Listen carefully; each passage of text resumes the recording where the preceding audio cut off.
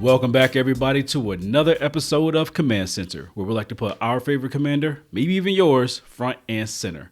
And you know we can't do that unless we play those three heavenly letters, EDH.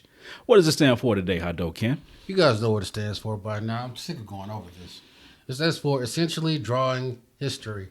That's right. The new set Kaldheim has popped off, and basically it's a display of Nordic mythology. Now, that's not exactly history, but it's history in the set of documenting, quote-unquote, religion, in a sense. So one of the things that we like to do, you guys know by now, is like we like to give a shout-out to the artists. That's right. Some of these arts that we've seen on these cards are so great that they deserve to be presented in front of you. But before we go down that line, you know we got to give a shout out. That's right. Each episode, we'd like to give a shout out to a person who was given to our Patreon. And today we have a new patron to shout out, and that is Matthew Sorensen. Thank you, Matthew, for believing in the Mana Squad and contributing to what we do. And because of that, you know we got to shout out his commander. Yep. His favorite commander is Sisse Weatherlight Captain. Oh, man. I'm going to speak on this one. Oh, go ahead. Because you built this deck, but I've experienced it. That's right. Go ahead. That's right. Sisse Weatherlight Captain, 2 and a white. Mm-hmm. She is a soldier, I believe, human soldier. And basically, okay, it's a lot. It's math involved. Strap in. All right. For every legendary permanent that you control, she gets +1 for each color in each mana symbol. So basically, Wooburg will give her +5/+5. Okay, but we don't care about that.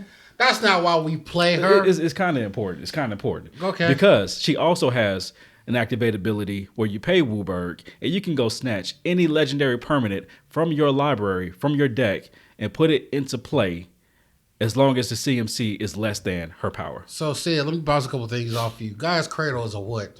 That's a land? What kind of land? It's legendary? That's a legendary land. Oh, snap. Okay. What about Planeswalker? Guess what they are? They are legendary super type. You know we got legendary enchantments and artifacts out there too, right?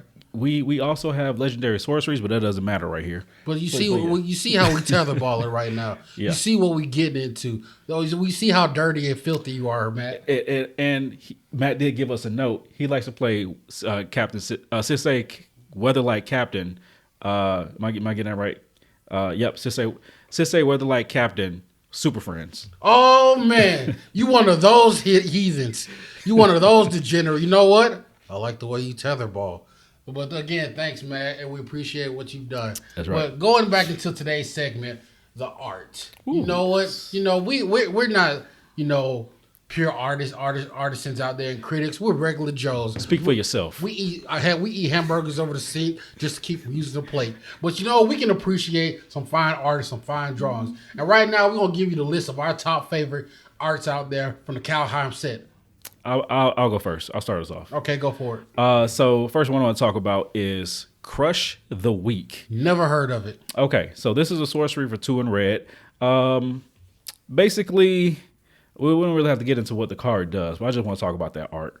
That art is something amazing because this is literally a giant fist slamming down through what looks like a cliffside. And the humans are just like, what are we going to do? You know what I think about when I see this card? What's that? Bone Crusher. The rapper? The rapper. like you when you go outside the club and you pop the trunk. I thought I told you, I'm never scared. I'm telling you, you just come in there, B&E, breaking and entering.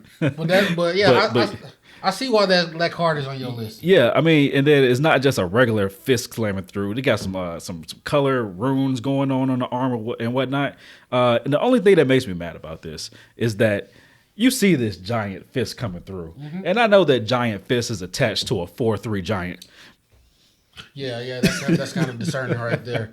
Like I'm seeing this huge life-altering comment of a fist, and your power and toughness is a 4/3. Get out of here. But we also want to make sure that we highlight and shout out the artist of these cards, and this was created by Lucas Graciano. Okay. Now, bear with us with some of these names here because we're not trying to butcher them, and we will flash them on the screen, and we apologize beforehand. But now that you're wrong, let me go to my top pick. What? One of my picks coming from the top is this card that will be banned. It's already been banned. I think it's already been banned. In one format. But Tibble's Trickery. Now, what this card does is you don't need to know about it, but I just want, Yeah. but I want to tell you why I love this art so more. First of all, it's so sinister. It's so evil. It's like getting into a glimpse of a hell-like landscape. And he's trying to invite you in. You know what it kind of reminds me of? What's that? You remember Dave Chappelle when he did, the Rick James skit, Come and Get It. Give it to me, baby. It's like the coloring, the shading, like you can tell that Tibble is trapped in this hellscape and he's trying to convince you to let him out. Or is he inviting you in? I don't know. I think he's inviting you in. The shading of it, like everything on this card just is top notch. And I love Does he have chains on? He has chains on. Oh, okay, I'm confused. I'm a little confused. Two chains. So that's one. So when I first saw this card in the preview, I was like, this card actually speaks to me on some level. I don't know what that means. I'm gonna have to talk to my therapist about this later. Yeah, but y'all handle that. To give a shout out to the artist, it comes from Anna, and I apologize, Anna. I'm just gonna post your last name because I do not want to butcher it. Here's your last name right here. Yeah. Anna P. It's Pada Warna, but I'm pretty sure I'm pronouncing that very wrong. Paul did Warner. So who do you have next? Next up, this is an interesting art concept. I may build this deck down the line just because the card just looks boss and it may do something interesting. But this is Vega the Watcher. Only Vega I know comes from Street Fighter, but what you talking about? All right, so Vega the Watcher is a bird spirit. Blue and white and a 1. Vega the Watcher? Yeah. Sound like a pervert, but keep going. I mean, it's a big owl with 3 eyes. Okay. And actually, someone did a cosplay. Already did a quick mock-up of a cosplay. And if I find the picture, we'll throw it up on here in a post-production. But this thing looks like it kind of go hard. Okay. But why do you like it? I mean, just the fact. Okay, one eye sees the past. One eye sees the past, okay. One the present, one the future, so and bars. None can be deceived. Ooh. Those are bars right there. Yeah, some of these arts come with bars. Oh man. But it's just a big spirit. It's just like I got my eye on you. Okay. I see what's happening. I see what's going on, and the coloring and the shading on it is just awesome. That whole color pattern. You know what? Now that I'm seeing that and listening to that, I'm kind of shook right now because it's like no matter what you do, I'm watching you. Before you were born, before you die, I got you. Ooh, that's kind of cool. Okay. Ooh, that's a bar. Okay. It must be hot on that planet because it got nothing but mixtapes. Reminds me of Dr. Dre and Jay-Z, The Watcher. The Watcher. Ooh. But this was illustrated by Paul Scott Canavan. Okay. Yeah. So big ups. Going to my next pick. This is actually one of the Footlands, and it's actually the full art version. It's called Bark Channel Pathway. Now, when I saw this card, I was like, okay. And what's beautiful about it, it's not just the forest and the runes on the trees, but also what it invokes. Like, I'm heavy into Greek mythology, Norse mythology, Egyptian mythology. And one of the things that this card invoked was like one of the 9 realms. So like Elheim, which is the elf realm. And you can actually visualize it through this whole scape, it's pretty, it's inviting, it pulls you in, and it gives you like this like fairy-esque world that it depicts, and the artist does a great job. The artist, by the way, is Grady Frederick, and Grady, you did your thing. Yeah, and I'm kind of not surprised, but I'm just glad that we even had the enchanted kind of set with you had your Lorewinds, you had your Eldraines, and this one actually stands out as not copying or look like you could possibly mistake it for one of those planes. Again, there are a lot of great arts in this set, particularly when you see some of the Nordic, like the Berserkers and all that. But again, you may have your own picks, but these are just what we saw that spoke to us. So who's your next one? Next one. I never thought I would pick one of these, but I had to give them a closer look. This is a saga. This is the Trickster Gods Heist. Okay.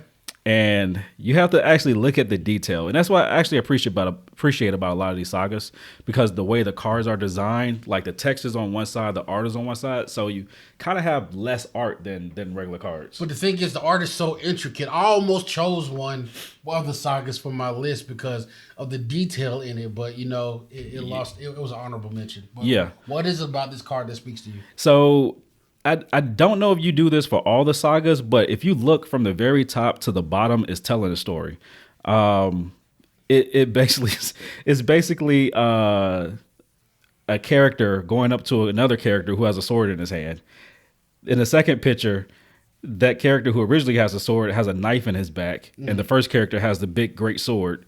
And then in the last picture, the last frame, you see Tybalt transformed with the big giant sword. It's like a mural that's telling the story. Yeah, all the sagas do tell a story, to my understanding. I just don't know if they're linear in this sense, and that's what I really like about this. This is a linear story from top to bottom. Sometimes they go from bottom to top. I think I saw another one that I almost chose, but it's just everything you need is in this little column of a picture. Okay, and that's pretty dope. But Randy Yargus, you did your thing. You did it. Okay, going on to my next pick, I got to give it to Sorrow, the Realm Eater. That's funny because that was my last pick, but I guess we can talk about this in tandem. So, Sorrow is a trash card, by the way. It's a garbage card, but I love the art on it. I think this depicts the Fervor Wolf.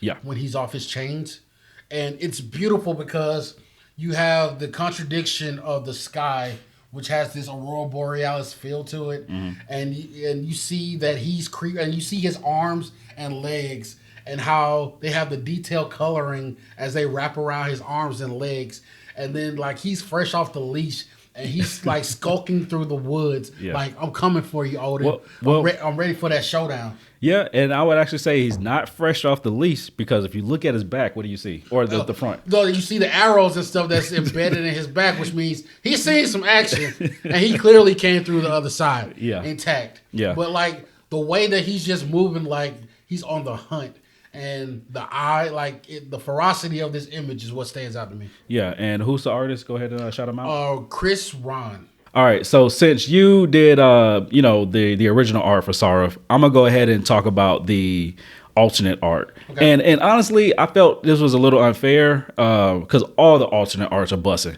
Like I didn't even originally have any on my list because they were just all just gorgeous. Like the border around them really set them off. They are some head busters. I mean, they will literally knock a hater out. That's how much head busting they do. Another Bone Crusher reference, huh? Mm-hmm. Okay, gotcha. All right, but the alternate art on this one is the wolf is jumping through the forest in the woods, and these warriors, these soldiers, are at a loss because I see some of them flying through the air. In the words of Jimbo from South Park, he's coming right for us. He's coming right for us. But yeah, dope on both accounts. Both of these arts are amazing. So let's go ahead and jump to the next art, which I think is my pick. So I'm gonna go ahead and jump to my last pick. And I never thought I would pick one of these because I typically ignore these. This is a land. Actually, you know what? I can't hate on that. Two of mine are land. So yeah, go ahead. Yeah. So the land that I'm going to talk about is Arctic Tree Line. Okay. So forest plains, and it's just a beautiful landscape with all the trees and the snow and whatnot. And then you have, like we talked about in previous art, the aurora borealis or the skyline is just all the whole rainbow color. You actually see this in a lot of the arts for this set. And we understand why. Sorry to interrupt, but that's another thing I love about it. It's like the green, the purples, and the dark colors and how they migrate them into the background of some of the cards. Like they really thought about this set. Yeah. But yeah, that's pretty much all I gotta say. I think that lands in general, I typically skip over these because they're typically just landscapes and they all typically look nice. There's never been a land that really caught my eye. But I know there are some of you out there who really do pay attention to that, and I think that's pretty dope. That's pretty cool. But I want to shout out Elena Danner for this Arctic Tree Line art. It's pretty dope. Okay. So let me go to my next pick. It's Coma, the Cosmos Serpent. Now, of course, the regular card looks good and everything, but I'm here for the alternate card. This card is amazing. First of all, most of you guys already know that this is the Midgar Serpent. I can't pronounce its real name right now, so forgive me for it. Sure. Yeah. But basically, I love this depiction because it's Thor versus the World Snake in their final battle and final confrontation, and you just see the massive size of this Goliath snake going against this god. everything about this card is like I would love to frame it Yeah. and hang it somewhere on my wall because We might even put it back here. yeah, this artist did their thing. Like I would love a full blown out of this card. Like I said, like being and then the dragon crest in the corners of it too. The roots, like everything about this card sings to me. Yeah. And I'm ready to go ahead and give the blood to like imagine this etched into your table or God. A mug or something like If that. Nobody would touch that mug. Nobody. Like my grandma could need something to drink, and I go tell her to get a Dixie cup. So, yeah, this card is amazing. The artist is okay. Okay. Okay. We believe it's Rish 35. 25. Sorry, 25 versus RISH XXV. Now, if anybody else know how to pronounce that, Godspeed.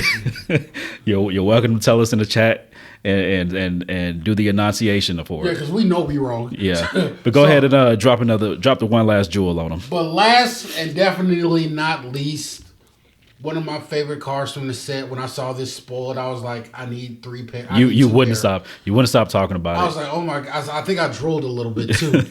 So you put on your Air Force One. So you went to your local game store. Woo! This card is the World Tree. The non-legendary the World Tree. Let it go, man. Okay, this card is just beautiful. It's the essence of the World Tree. It's the essence of life. It's the essence of a tree that combines the 9 worlds together. Like I said, I'm not gonna lie. I thought it would be bigger. Actually, that's why I was like, I would love to have the full art display of this. Yeah. But like the tree itself is just immaculate.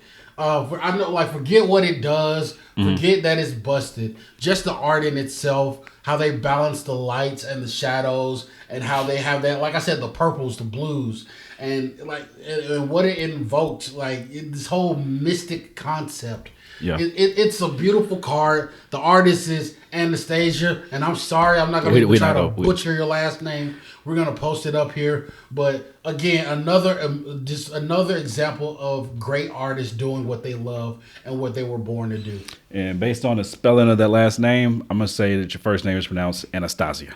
Okay. I could be wrong with that too. Very wrong. But a lot of the cards that we listed, you guys might want to check out the affiliate link at the bottom of TCG. Make sure you scoop some of these cards up because a lot of them are fully functional in a deck, but also great to just look at. Yeah, that's right.